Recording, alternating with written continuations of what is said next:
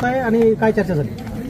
आता सर्वप्रथम कुटुंबाची भेट घेतली, कुटुंबांच्याकडून सगळं जाणून घेतलेलं आहे आणि आज बीडचा संपूर्ण जिल्हा, सर्व मसाजोग गाव, ह्या सगळ्या गावकऱ्यांची एकच मागणी, 17 दिवस झाले जे आरोपी मोकाट आहेत त्या आरोपींना अद्यापपर्यंत ह्यांनी ताब्यात घेतलेला नाही. काही फक्त आरोपी अटक केल्याचं करून दाखवलेले आहेत, परंतु बाकीचे प्रमुख आरोपी कधी मिळणार आहेत.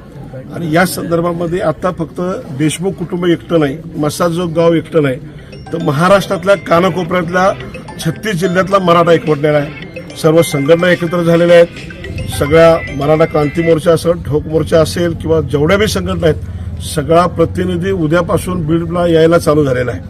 आणि आज जवळपास आता आम्ही मराठवाड्यातल्या सगळ्या प्रत्येक जिल्ह्यातले प्रतिनिधी या ठिकाणी आलेले आहेत. आमच्या सरकारला एवढंच म्हणणं आहे, माननीय मुख्यमंत्र्यांनी सभागृहामध्ये चांगली भूमिका मांडलेली आहे. मुख्यमंत्रीने जी सांगितलेलं आहे की आम्ही ह्याच्यावर कारवाई करतो, मोका लावतो, परंतु या बाबतीत फक्त आता एसपीची बदली झालेली आहे, पण फक्त एसपी बदली करून चालणार नाही.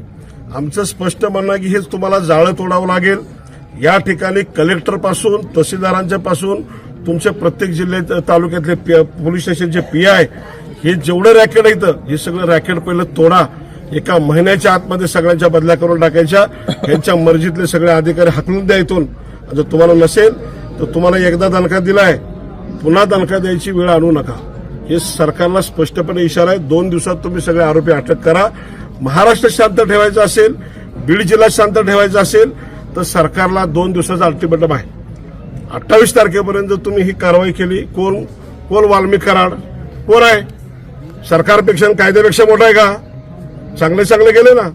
पंतप्रधानाला सुद्धा अटक झाली, दिल्लीत मुख्यमंत्र्याला अटक झाली, गृहमंत्र्यानं जो 20 मिनिटं अगोदर सॅल्यूट करणारा एसपीनं 20 मिनिटांना अटक केलंय गृहमंत्र्याला. हा महाराष्ट्र आहे. संविधान कायद्यापेक्षा मोठा आहे का? वाल्मिक कराड कोण आहे? कराड तो तुमच्या सरकारपेक्षा मोठा आहे का? तर ह्याला 2 दिवसात तुम्ही हात नाही टाकला तर पुन्हा मग आम्हाला आमच्या ह्याच्यावर उतरायला लावू नका. एवढाच फक्त आज या माध्यमातून अल्टिमेटम सरकारला देतोय. सरकारनं काय समजायचं समजून घ्यायचं. आता या ठिकाणानंतर आम्ही बीडच्या एसपी कार्यालयात जातोय. एसपी साहेबांची चर्चा करणार आहे आणि एसपी साहेबांना सुद्धा हेच तुम्हाला सांगितलं ते सांगणार आहे.